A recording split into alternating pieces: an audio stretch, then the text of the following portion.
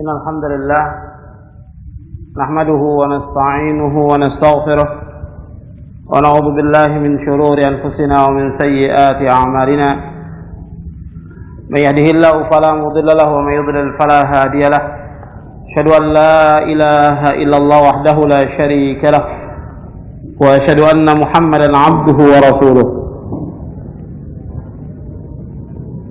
يا أيها الذين آمنوا اتقوا الله حق تقاته ولا تموتن إلا وأنتم مسلمون يا أيها الناس اتقوا ربكم الذي خلقكم من نفس واحدة وخلق منها زوجها وبث منهما رجالا كثيرا ونساء واتقوا الله الذي تساءلون به والأرحام إن الله كان عليكم رقيبا يا أيها الذين آمنوا اتقوا الله وقولوا قولا سديدا يصلح لكم أعمالكم ويغفر لكم ذنوبكم ومن يطع الله ورسوله فقد فاز فوزا عظيما أما بعد فإن أصدق الحديث كتاب الله وخير الهدي هدي محمد صلى الله عليه وعلى آله وسلم وشر الأمور محدثاتها وكل محدثة بدعة وكل بدعة ضلالة وكل ضلالة في النار. أيها الأخوة أعزكم الله. Pada malam ini insyaallah kita akan mengkaji satu atau dua ayat Al-Quran yang insyaallah banyak bermanfaat untuk kita. Tapi sebelum kita mengkaji satu atau dua ayat, kita ulangi dulu tentang hafalan yang dianjurkan pada pekan yang lalu, yaitu tentang doa Rasulullah SAW untuk memohon takwa. Karena ada beberapa yang tadi menghafal itu dalam bacaannya ada keliru, sehingga sekali atau dua kali sebelum kita mulai ini saya bacakan, kemudian antum ikuti. Yang pertama, yang atas, yang diriwayatkan oleh Imam Muslim, Allahumma inni as'alukal huda wa tuqa wal afafa wal ghina. Ya Allah, aku memohon kepadamu petunjuk, ketakwaan, terpelihara diri dan kecukupan. Kemudian yang kedua, Allahumma inni a'udzubika minal ajzi wal kasal wal jubni wal bukhl wal harami wa azabil qabr. Allahumma ati nafsi taqwaha wa zakkiha anta khairu man zakkaha anta waliyuha wa maulaha. Allahumma inni a'udzu bika min ilmin la yanfa' wa min qalbin la yakhsha' wa min nafsin la tashba' wa min da'watin la yustajabu laha. Hadis ini sahih diriwayatkan oleh Imam Muslim. Ya Allah, aku berlindung kepadamu dari kelemahan, kemalasan, ketakutan, kebakilan, umur pikun, dan siksa kubur. Ya Allah, berikanlah kepada hatiku takwa dan bersihkanlah, karena Engkaulah yang dapat membersihkannya. Engkaulah penolong dan pelindungnya. Ya Allah, aku berlindung kepadamu dari ilmu yang tidak bermanfaat, hati yang tidak khusyuk, nafsu yang tidak pernah puas, dan doa yang tidak dikabulkan. Sekarang saya minta bersamaan supaya antum lancar untuk menghafalkan ini. Allahumma inni as'alukal huda wa tuqa wal afafa wal ghina. Ini dibaca setiap waktu, antum bisa baca kapan saja. Sekarang doa yang kedua, Allahumma inni a'udzu bika minal ajzi wal kasali wal jubni wal bukhli wal harami wa azabil qabr wa azabil qabr. Allahumma ati nafsi taqwaha wa zakkiha anta khairu man zakkaha anta waliyuha wa maulaha. Allahumma inni a'udzu bika min ilmin la yanfa'.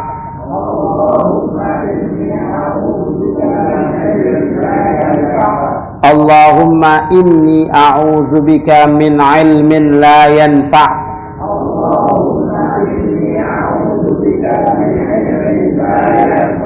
Wa min qalbin la yakhsha'. Wa min nafsin la tashba'. Wa min nafsin la tashba'. Wa min da'watin la yustajabu laha. Dakwanya tidak panjang. Wa min da'watin la yustajabu laha. Nah, ini dihafalkan dan bisa kita baca kapan waktu saja. Apakah antara azan dan qomat, apakah di tengah malam, atau di waktu Jumat. Kita cari waktu-waktu yang dikabulkan oleh Allah SWT, maka kita berdoa pada waktu itu. Atau di saat hujan lebat, ada puluhan tempat dan waktu yang kalau kita berdoa kepada Allah, doa kita akan dikabulkan oleh Allah. Nah, ini doa yang dihafalkan ini sebagai lanjutan dari yang kemarin. Yang kemarin kita bahas tentang masalah hati. Jadi ini tolong dihafalkan. Saya baca sekali lagi supaya yang antum hafalkan juga antum ingat, dan juga yang di rumah kalau mendengar yang dibaca ini juga bisa hafal. Saya ulangi satu kali lagi. Allahumma inni as'alukal huda wa tuqa wal afafa wal ghina. Ya Allah, aku memohon kepadamu petunjuk, ketakwaan, terpelihara diri dan kecukupan. Kemudian yang kedua, Allahumma inni a'udzubika minal ajzi wal kasal wal jubni wal bukhli wal harami wa azabil qabri. Allahumma ati nafsi taqwaha wa zakkiha anta khairu man zakkaha anta waliyuha wa maulaha. Allahumma inni a'udzu bika min ilmin la yanfa' wa min qalbin la yakhsha' wa min nafsin la tashba' wa min da'watin la yustajabu laha. Dua hadis ini hadis yang sahih. Nah, yang terakhir yang saya baca ini artinya, ya Allah, aku berlindung kepadamu dari kelemahan. Al-ajiz yaitu kelemahan. Wal kasal, kemalasan. Wal jubni, ketakutan. Wal bukhli, kebahilan, yaitu bakhil, kikir. Wal haram, umur pikun. Wa azabil qabr, dan siksa kubur. Jadi Allah, Nabi berlindung kepada Allah dari kelemahan, kemalasan, ketakutan, kebakhilan, umur pikun, dan azab kubur. Setelah itu Nabi minta kepada Allah agar hatinya diberikan ketakwaan. Allahumma ati nafsi taqwaha. Ya Allah, berikanlah kepadaku hati yang takwa. Wa zakkiha, dan bersihkanlah. Anta khairu man zakkaha, karena engkaulah yang dapat membersihkannya. Hanya Allah yang dapat membersihkan hati manusia. Anta waliyuha wa maulaha, engkaulah penolong dan pelindungnya. Allahumma inni a'udzubika min ilmin la yanfa'. Ya Allah, aku berlindung kepadamu dari ilmu yang tidak bermanfaat. Kadang-kadang orang belajar, lama dia belajar tapi ilmunya tidak bermanfaat. Dan kita berlindung kepada Allah dari ilmu yang tidak bermanfaat.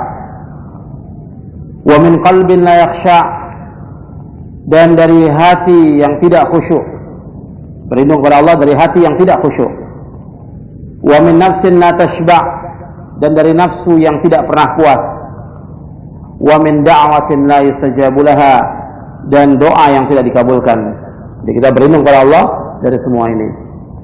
Nah, kalau kita berdoa dengan ikhlas karena Allah dan keyakinan doa kita akan dikabulkan, dan syarat-syarat doa itu terpenuhi, insyaallah doa kita akan dikabulkan. Sebab ada beberapa hal yang sebagai mawani'ud doa, pencegah doa, yang insyaallah suatu waktu kita akan bahas. Apa syarat dikabulkannya doa dan apa mawani'nya, apa pencegahnya. Ada beberapa hal yang kita sudah banyak berdoa kepada Allah tapi doa kita tidak dikabulkan. Itu ada penyebabnya. Ikhwan fiddin, nazakumullah. Malam ini kita mengkaji surah At-Tahrim.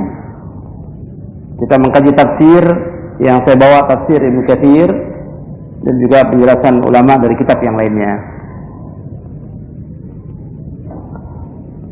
Antum lihat surah At-Tahrim, surah yang ke-66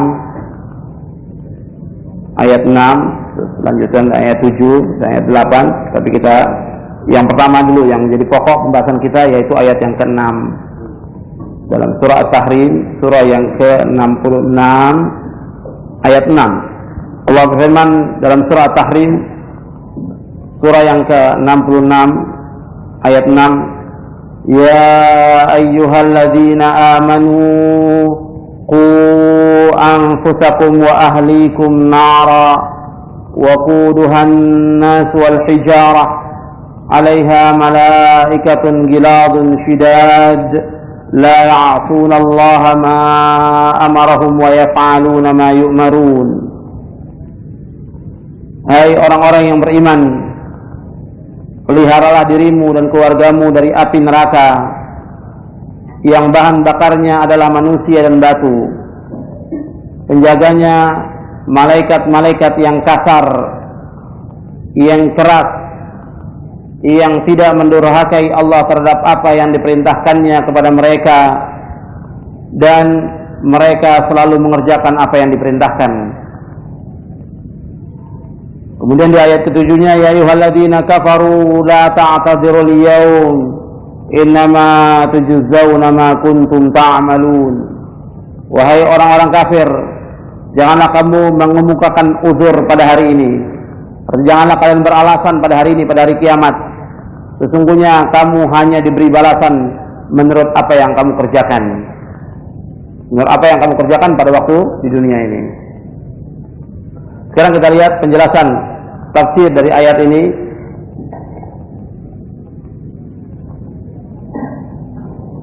Dari surah At-Tahrim ayat 6.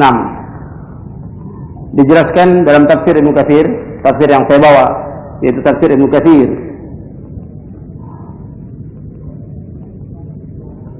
Kata Ibnu Katsir, qala Sufyan Ats-Tsauri an Ali radhiyallahu anhu fi qouli ta'ala ku anfusakum wa ahlikum nara.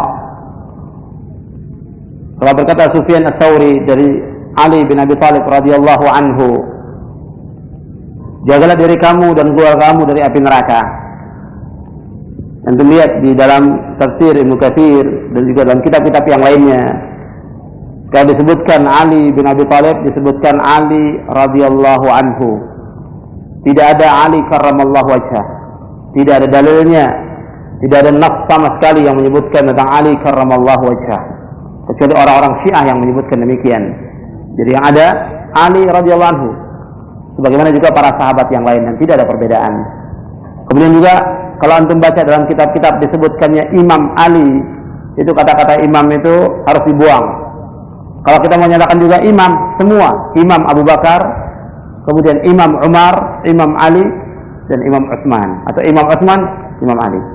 Tapi hanya khusus untuk Ali saja dikatakan sebagai imam, tidak ada nafs sama sekali.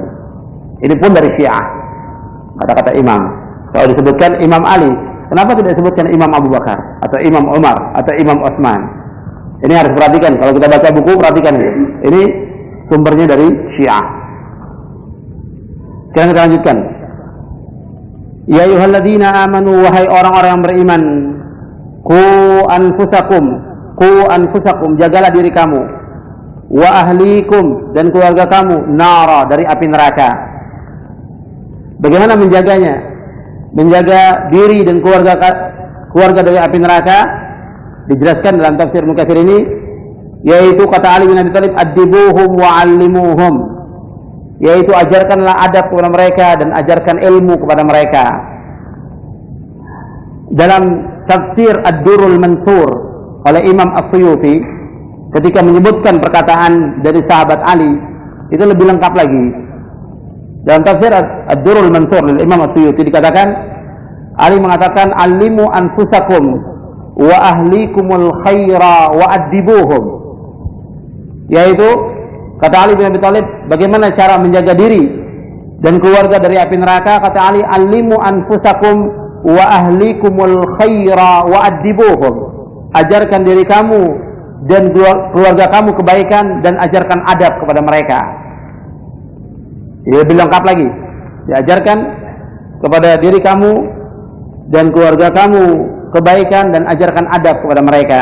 Yang insya Allah nanti saya akan sebutkan bagaimana tentang tarbiyah, mendidik anak yang disebutkan oleh Ali bin Abi Thalib radhiyallahu anhu. Kemudian dibawakan oleh Al-Habib Ibnu Katsir, yaitu makna ku anfusakum wa ahlikum nara dari sahabat Abdullah bin Abbas. Kata Abdullah bin Abbas, i'malu bi ta'atillahi wattaqu ma'asillah wa'muru ahlikum bidzikri yunjikumullahu minan nar. Hendaklah kalian selalu beramal untuk taat kepada Allah dan kalian takut dalam berbuat maksiat kepada Allah, dan perintahkanlah keluarga kalian untuk selalu berzikir kepada Allah, yang niscaya akan Allah selamatkan mereka dari api neraka. Kemudian Imam Mujahid mengatakan, "Qu anfusakum wa ahlikum nara, ittaqullaha wa awsu ahlikum bitaqwallah." Wa qala Qatadah, "Fa'muruhum bi ta'atillahi wa tanhahum an ma'siyatillahi wa an taquma 'alaihim bi amrillahi wa ta'muruhum bihi wa tusa'iduhum 'alaihi. Fa idza ra'aita lillahi ma'siyatan qaza'tahum 'anha wa zajartahum 'anha." Sampai situ kata Imam Mujahid, hendaklah kalian bertakwa kepada Allah dan wasiatkanlah keluarga kalian untuk selalu bertakwa kepada Allah. Kata Imam Qatadah, hendaklah kalian menyuruh mereka untuk taat kepada Allah dan melarang mereka dari berbuat maksiat kepada Allah. Dan hendaklah kalian menegakkan kepada mereka agar mereka selalu melaksanakan perintah Allah. Kalian suruh mereka dengan kebaikan dan bantulah mereka dalam berbuat kebajikan. Apabila kalian melihat mereka berbuat maksiat kepada Allah, maka hendaklah kalian larang dan kalian cegah. Begitu juga dikatakan oleh Imam Dhahhak dan Muqatil, haqqun 'alal muslimi ay yu'allima ahlahu min qarabatihi wa imaihi wa 'abidihi ma faradallahu 'alaihim wa ma nahahumullahu anhu. Kata Muqatil dan Dhahhak, wajib atas seorang muslim untuk mengajarkan keluarganya dan kerabatnya serta hamba-hambanya yang perempuan maupun yang laki apa-apa yang Allah wajibkan atas mereka dan apa-apa yang dilarang oleh Allah Subhanahu wa taala.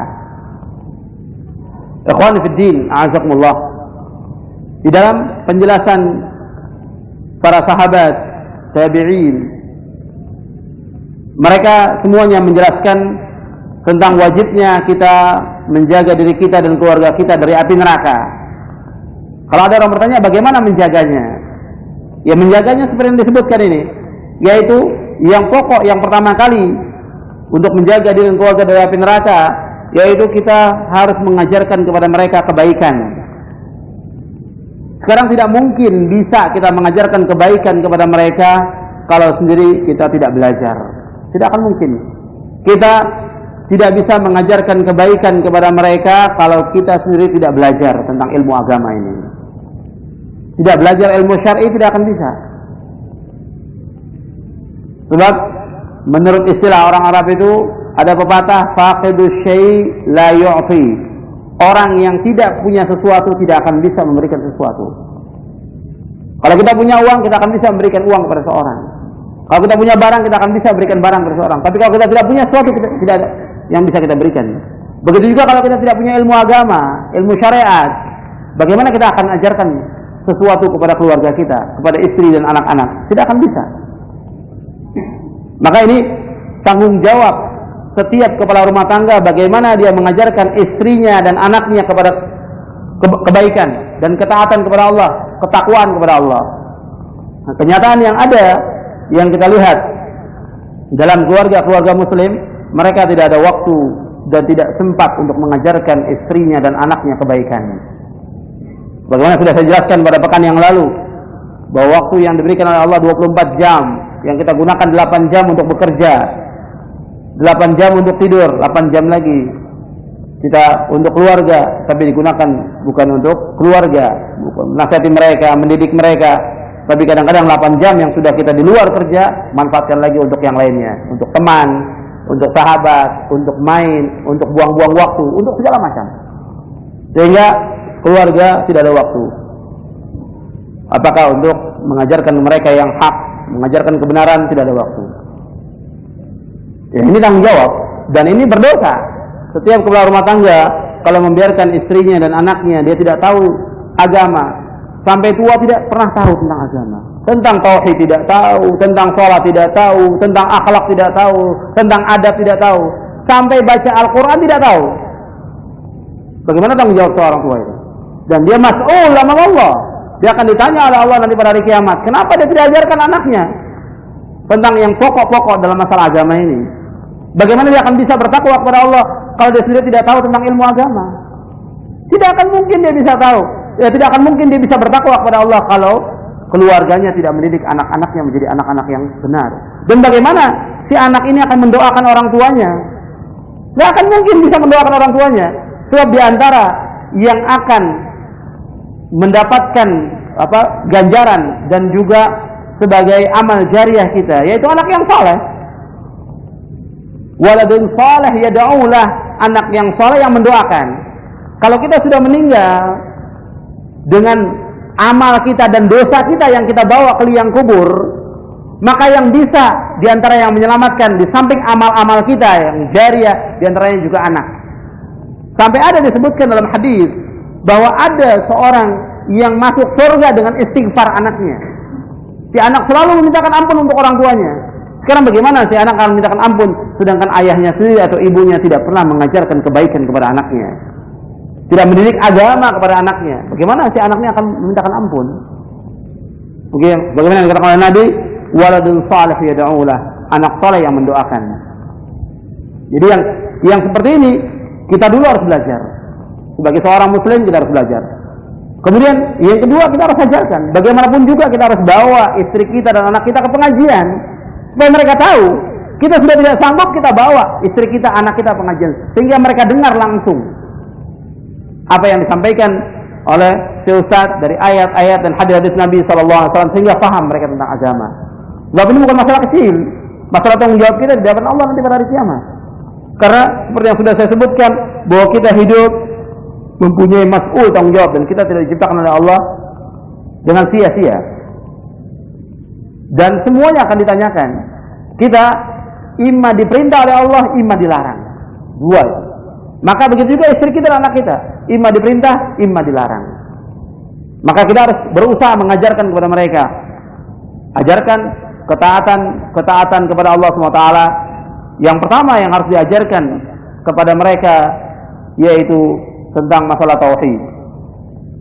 Sebab tiap kita bertanggung jawab di hadapan Allah. Dikatakan dalam hadis Nabi SAW, Nabi bersabda, dan insyaallah hadisnya semua sudah hafal. Nabi bersabda, kullukum ra'in wa kullukum mas'ulun an ra'iyatih. Al-imamu ra'in wa mas'ulun an ra'iyatih. Wal rajulu ra'in fi ahlihi wa huwa mas'ulun an ra'iyatih. Wal mar'atu ra'iyatun fi baiti zawjiha wa mas'ulatun an ra'iyatiha. Wal khadimu ra'in fi mali sayyidihi wa mas'ulun an ra'iyatih. Rawahul Bukhari wa Muslim. Dalam riwayat Muslim ada tambahannya yang terakhir, ala wa kullukum ra'in wa mas'ulun an ra'iyatih. Dari sahabat Abdullah bin Umar, mudah-mudahan Allah meridainya, ia berkata, aku mendengar Rasulullah sallallahu alaihi wasallam bersabda, setiap kalian adalah pemimpin dan setiap kalian akan ditanya tentang pimpinannya. Seorang imam adalah seorang pemimpin dan dia akan ditanya tentang pimpinannya. Dan seseorang kepala rumah tangga, dia sebagai pimpinan dalam rumah tangganya, dan dia akan ditanya tentang pimpinannya. Seorang istri, dia menjadi pimpinan di rumah suaminya, dan dia akan ditanya tentang pimpinannya.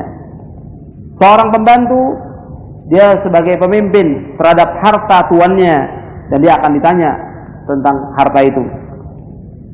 Hadis ini sahih diriwayatkan oleh Bukhari dan Muslim. Hadis ini diriwayatkan oleh Imam Bukhari dan dijelaskan oleh Al-Hafidz Ibnu Hajar dalam kitabnya Fathul Bari di juz yang kedua. Kemudian dalam riwayat Muslim dijelaskan ala wa kullukum ra'in wa mas'ulun an ra'iyati. Ketahuilah setiap kalian adalah pemimpin dan kalian akan ditanya tentang pimpinannya. Di dalam hadis ini disebutkan bahwa semua bertanggung jawab kepada Allah SWT tentang apa yang dia pimpin. Seorang imam sebagai pemimpin yang dia akan ditanya tentang pimpinannya. Warrajulu ra'in. Disebutkan kepala rumah tangga, dia sebagai pemimpin terhadap keluarganya, dia akan ditanya oleh Allah tentang apa yang dilakukan dalam rumah tangganya. Dan seorang istri juga sebagai pemimpin, maksudnya seorang istri juga dia bertanggung jawab di hadapan Allah tentang apa yang dipimpin, tentang harta suaminya, tentang anak-anaknya, bagaimana dia mendidiknya ketika suaminya sedang pergi. Bukan berarti di sini bahwa al-mar'atu ra'iyatun fi baiti zawjiha dalam artian si istri sebagai pemimpin dalam rumah tangga, si suami tunduk, tidak. Suami sebagai pemimpin dan istri harus tunduk kepada suaminya, harus taat. Tidak boleh sekali-kali seorang istri menjadi pemimpin dalam rumah tangganya selama di situ ada suaminya, karena si istri wajib tunduk dan wajib taat kepada suami. Allah berfirman dalam Al-Quran, Ar-rijalu qawwamuna 'alan nisa bima faddalallahu ba'dahum 'ala ba'd wa bima anfaqu min amwalihim. Dan laki-laki adalah sebagai pemimpin atas wanita dengan apa-apa yang Allah lebih utamakan sebagian mereka sebagian yang lain, dan infak atau nafkah yang mereka berikan kepada istri mereka. Jadi laki-laki sebagai pemimpin, sedangkan perempuan sebagai pemimpin untuk anak-anaknya. Kalau terbalik seperti yang ada sekarang ini, si laki-laki tunduk kepada istrinya dan si istri menjadi pemimpin, ini tidak akan bahagia dan akan hancur rumah tangga yang seperti ini. Dalam Islam tidak dibenarkan wanita menjadi pemimpin dalam Islam. Nabi bersabda dalam hadis yang diriwayatkan oleh Imam Bukhari, "Lan yufliha qaumun tamlikuhum imra'atun." Kata Nabi, tidak akan bahagia, lan li ta'bid, tidak akan bahagia selama-lamanya satu kaum yang dipimpin oleh seorang wanita. Tidak akan bahagia selama-lamanya. Ini di hadis sahih diriwayatkan oleh Imam Bukhari. Jadi suami bertanggung jawab terhadap istrinya dan anaknya. Bagaimana istrinya itu? Apakah dia sudah didik istrinya? Apakah anaknya dia sudah didik? Sekarang kita bahas satu persatu dari masalah menjaga diri dan keluarga dari api neraka ini. Soal nanti saya akan jelaskan lagi lanjutan dari ayat ini.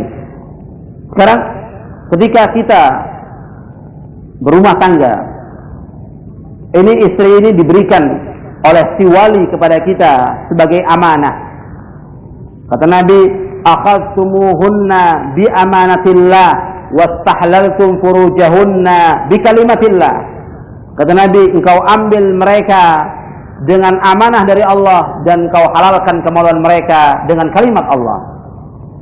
Jadi ketika si wali dari perempuan ini menyerahkan kepada kita, maka perempuan ini, si istri ini adalah sebagai amanah.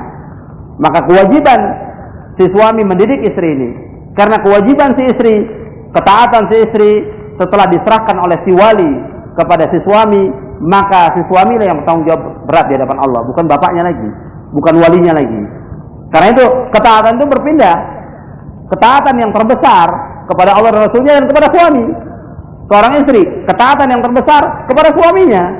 Makanya dikatakan dalam hadis, kalau seorang wanita mengerjakan sholat yang 5 waktu, kemudian dia puasa di bulan Ramadan, kemudian dia jaga kehormatannya dan dia taat kepada suaminya, maka masuk surga. Kata Nabi, "Idza shallatil mar'atu khamsaha wa shamat syahraha wa hassanat farjaha wa ata'at ba'laha dakhalatil jannah min ayyi abwabil jannati sya'at." Kata Nabi dalam hadis yang sahih yang diriwayatkan oleh Imam Ahmad dan Ibnu Hibban. Kata Nabi, apabila seorang wanita itu salat yang 5 waktu, dia puasa Ramadan, dia menjaga kehormatannya dan dia taat kepada suaminya, maka dia masuk surga. Dari mana saja surga yang dia kehendaki, dari pintu surga yang dia kehendaki. Jadi kalau taat si istri taat kepada suaminya, insya Allah dia akan mendapatkan jannah. Tentunya semua ketaatan ini fil ma'ruf, dalam semua kebaikan, tidak boleh taat dalam perbuatan maksiat. La ta'ata li makhluqin fi ma'siyatillah. Tidak boleh taat kepada makhluk dalam berbuat maksiat kepada Allah. Karena itu setelah ketaatan yang terbesar kepada suami, kepada Allah dan Rasulnya dan kepada suami, maka si suami wajib mendidik istrinya. Pertama kali ketika dia mendidik istri pertama kali, itu harus diajarkan bagaimana dia mengenal Allah, bagaimana dia mentauhidkan Allah. Itu harus diajarkan baik kepada istri maupun kepada anak. Mentauhidkan Allah ini pokok yang pertama yang akan ditanya oleh Allah SWT. Masalah tauhid, jangan sampai dia berbuat syirik, karena syirik ini perbuatan dosa besar yang paling besar. Jadi yang pertama ditanamkan kepada si istri ini yaitu masalah tauhid, mentauhidkan Allah. Yaitu ajarkan mereka tentang tauhid rububiyah, uluhiyah, asma wa sifat. Kalau rububiyah insyaallah semua sudah tahu. Tentang Allah sebagai pencipta, Allah pemberi rezeki, Allah yang mengatur alam semesta ini, Allah sebagai penguasa, Allah yang menghidupkan, mematikan. Tapi kita menekankan tentang masalah tauhid al-uluhiyah. Iyyaka na'budu wa iyyaka nasta'in. Hanya kepada Engkau ya Allah kami beribadah, dan hanya kepada Engkau ya Allah kami mohon pertolongan. Tanamkan kepada istri ini tauhid. Ini sudah belum ditanamkan. Jadi tauhid tanamkan. Bagaimana mereka mentauhidkan Allah. Nah, dari apa yang kita ketahui kita ajarkan. Belikan buku bacaan supaya mereka baca kitab tauhid yang benar, bukan tauhid yang salah. Tauhid yang benar itu tanamkan. Ketika kita punya anak juga begitu, tanamkan tauhid. Kemudian juga ajarkan mereka tentang masalah ubudiyah, bagaimana beribadah kepada Allah Subhanahu wa taala. Kemudian di antara yang pernah saya sebutkan juga yaitu diajarkan tentang bagaimana, atau pertanyaan, aina Allah? Allah di mana? Bagaimana Nabi ketika ada seorang jariyah yang dia mau dimerdekakan, Nabi mengatakan bawa jariyah itu, budak itu bawa, budak perempuan itu. Kemudian Nabi menanyakan, aina Allah? Di mana Allah? Dijawab oleh budak ini, Allah fis sama, Allah di langit. Artinya Allah di langit itu di atas langit, di atas arsy. Wa man ana? Siapa aku? Anta Rasulullah. Engkau Rasulullah. I'tiqha fa innaha mu'minah. Merdekakan karena dia seorang mukminah.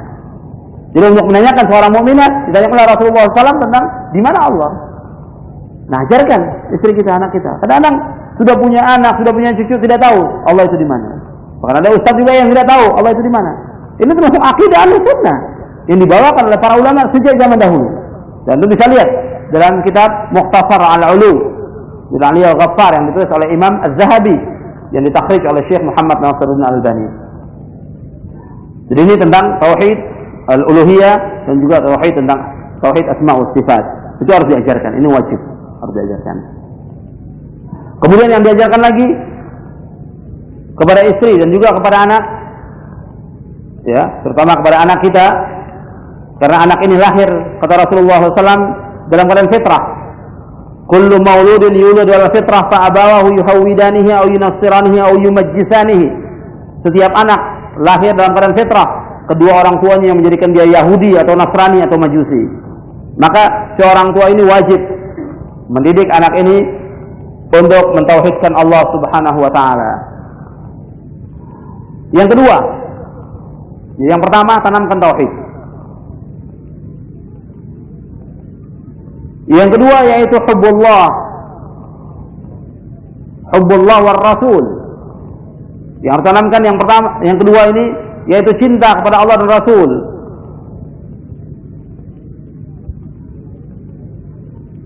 Cinta kepada Allah dan Rasul.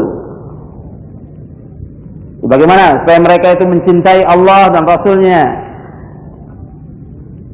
Dalam beberapa buku-buku pelajaran untuk anak-anak di Timur Tengah itu ada beberapa buku yang disusun untuk menunjukkan kekuasaan Allah, sehingga si anak ini mengakui tentang kekuasaan Allah SWT.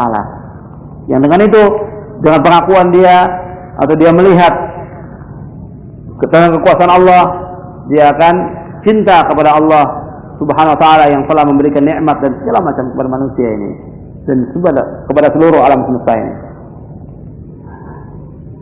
Kemudian juga cinta kepada Rasulullah sallallahu alaihi wasallam. Karena dalam hadis Nabi sallallahu alaihi wasallam, Nabi bersabda, "Salasun man kunna fihi wajada bihinna halawatal iman.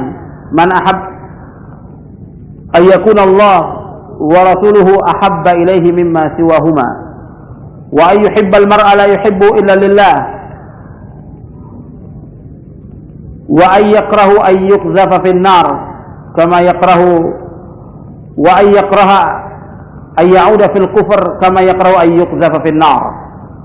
Dalam hadis yang sahih yang diriwayatkan oleh Imam Bukhari Muslim, ada 3 perkara yang apabila seorang terdapat 3 perkara dalam dirinya itu, maka dia akan merasakan lezatnya iman. Yang pertama, hendaknya Allah dan Rasulnya lebih dia cintai daripada selain keduanya. Yang kedua, dia mencintai seorang yang dia tidak mencintainya melainkan karena Allah. Yang ketiga, dia tidak suka kembali kepada kekufuran sebagaimana dia tidak suka dicampakkan ke dalam api neraka.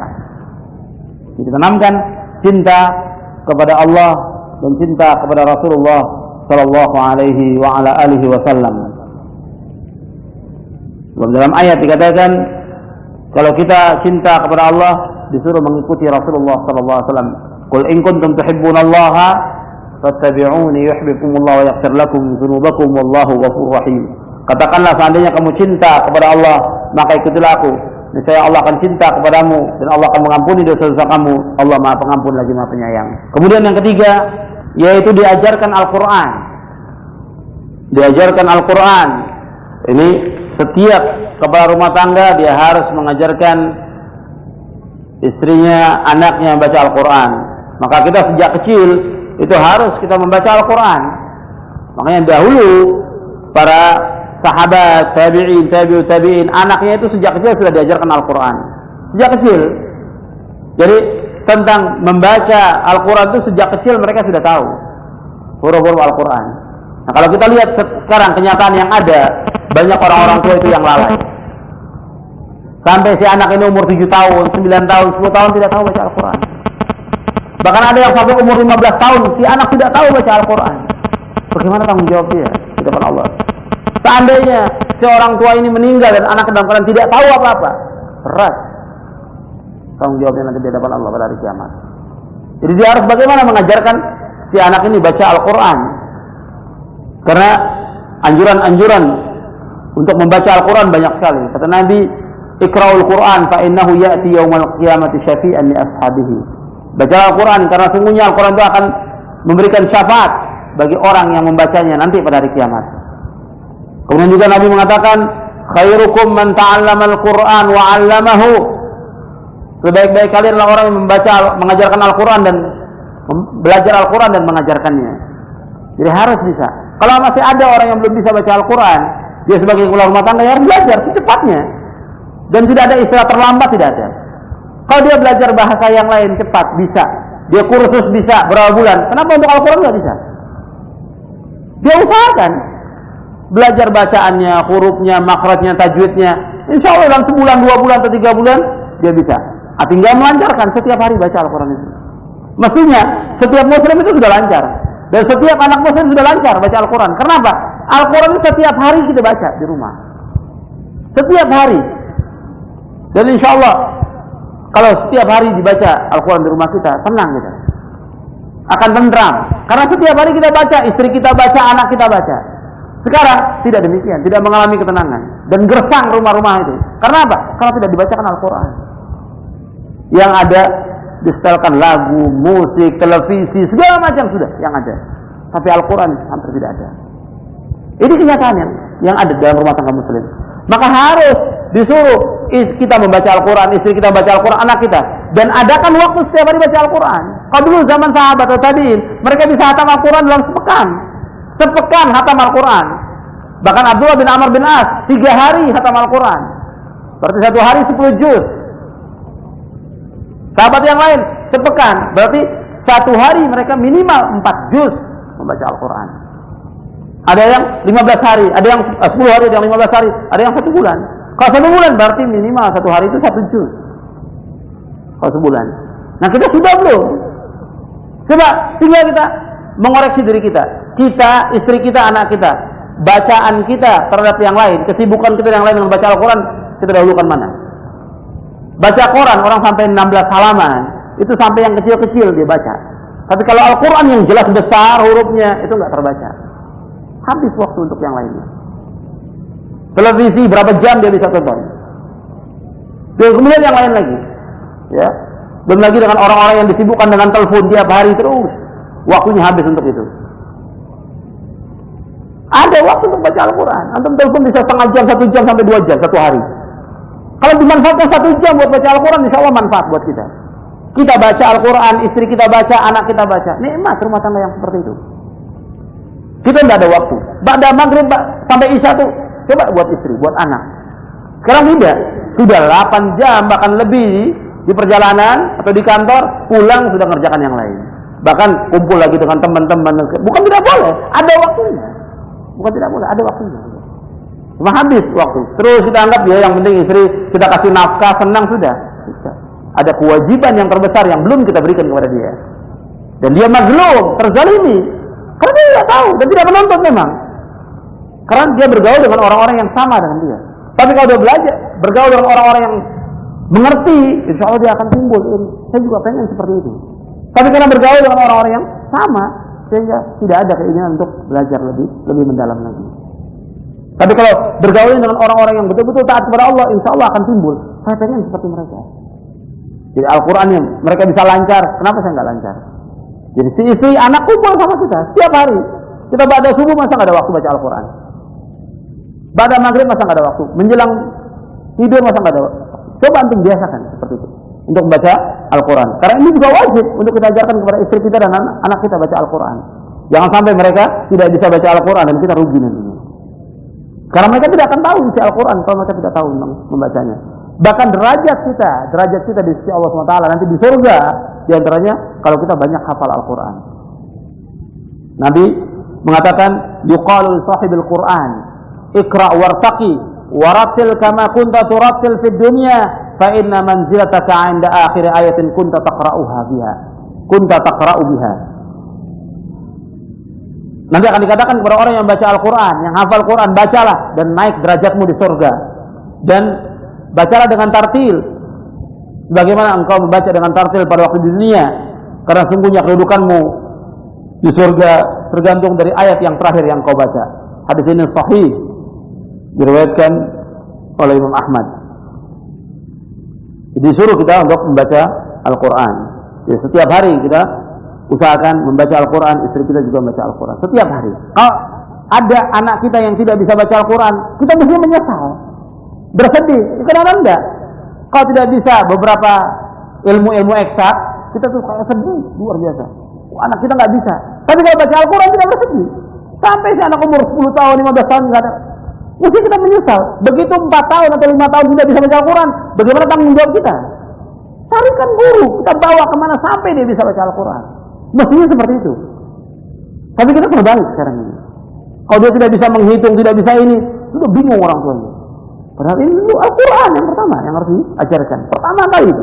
Itu yang diajarkan oleh para ulama. Maka antum lihat para ulama terdahulu 7 tahun, 8 tahun hafal Al-Quran, 10 tahun hafal Al-Quran. Sekarang bapaknya saja juz amma nggak hafal. Juz amma nggak hafal. Bacaan sampai semua wadduha, watin, surwal fajri nggak hafal. Bagaimana? Kita harus berusaha meningkat. Kalau untuk ilmu yang lain atau keduniaan atau masalah harta atau masalah pekerjaan, bagaimana kita meningkatkan? Tapi jalan agama, enggak, sudah pas-pasan nggak apa-apa lah sudah. Kita berusaha meningkatkan. Karena kita juga ingin mendapatkan ilmu yang bermanfaat dan kita bisa amalkan dan bisa kita ajarkan kepada keluarga kita. Kemudian yang kelima, yang keempat yaitu kita ta'limuhu as-sunnah wa tarbiyatuhu 'alaiha. Yaitu mengajarkan kepada anak ini sunnah dan kita mendidik di atas sunnah.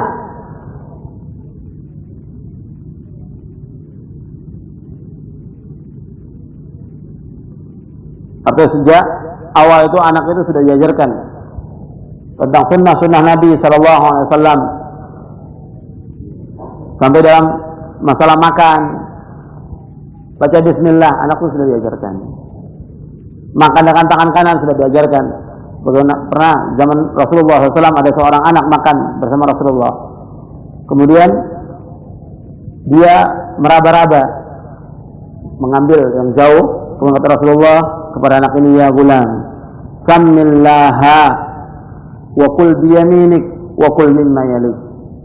Wahai anak, hendaklah kamu menyebut nama Allah. Sebelum makan baca bismillah. Kemudian wa kul biyaminik, makan dengan tangan kanan kamu. Wa kul mimma yalik, dan makan yang terdekat.